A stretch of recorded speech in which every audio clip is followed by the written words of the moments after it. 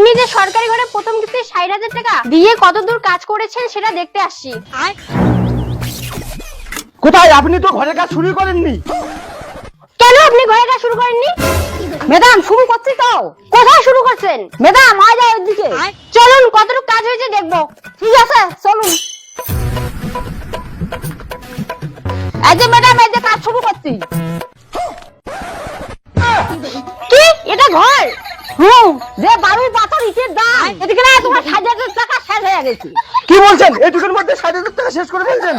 তাই ও শর্ট করছে ৫,০০০ টাকা বাকি হয়ে আছে। ১,২০,০০০ মাত্র এটুকু ঘর দিচ্ছে। চুপ করেন। তোমার ১,২০,০০০ টাকা দিয়ে তুমি ৩ তলা খাট দিই। মাত্র ৬০,০০০ টাকা দিয়ে তোমার ফটক ফটক। দেখুন আপনি কিন্তু মিথ্যা কথা বলতেছেন। এইটুকু কাজে কিভাবে ৬০,০০০ টাকা খরচা হয়? বিশ্বাস না হয় গণি দেখো কত টাকা খরচা হইছে। ম্যাডাম তাহলে কি আমি ঘুরে দেখবো? চুপ। আপনি যে এইটুকু ঘর দিচ্ছেন এইটুকু ঘরে আপনারা কিভাবে থাকবেন দেখুন তো। দূর ম্যাডাম এটা আমরা থাকবো না, এটা পায়খানা করা ঘর। এই আপনি সরকারি ঘরে টাকা দিয়ে পায়খানা ঘর বানাবেন মানে? ম্যাডাম যে টাকা দিচ্ছেন ওই টাকা কি ঘর হয়? তার মতন আমরা পায়খানা ঘর বানাই টাকা দিচ্ছ শান্তি পাবো। মা মা মা মা সেই ভুল লাগছে মা, খাওয়ান দে মা। এই এটা কি? এটা তোমার ছেলে না? কি ব্যাপার আপনার ছেলে হাতে নতুন বাইক? মোড়াটা আর আসির সময় পাইলেন না। ও তার মানে আপনি সরকারি ঘরে টাকা পেয়ে ছেলেকে বাইক কিনে দিয়েছেন? আর আসির সময় পালু না?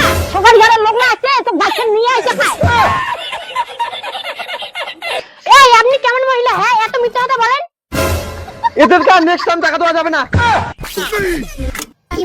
আমার গাড়ি না হয় তাহলে কার গাড়ি? এই কার গাড়ি নিয়ে আছে তার গাড়ি দিয়ে আয়। জানি না আমরা গরিব মানুষ এলে গাড়ি আমাকে মানায় যা কার গাড়ি আছে দিয়ে আয় না।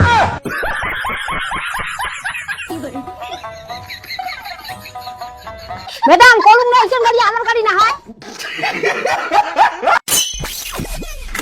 ম্যাডাম পরের কিস্তির টাকাটা কতদিনে ঢুকবে? একটু সময় লাগবে। ম্যাডাম তাড়াতাড়ি টাকাটা ঢুকি দেন। পায়খানা ঘরটা আমার তাড়াতাড়ি ঠিক করে খাবে, আমার হাগিতে অসুবিধা হয়।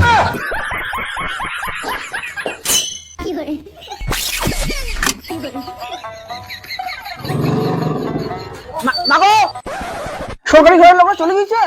চুপ। সরকারি ঘরে টাকা দিয়ে বাস কিনছি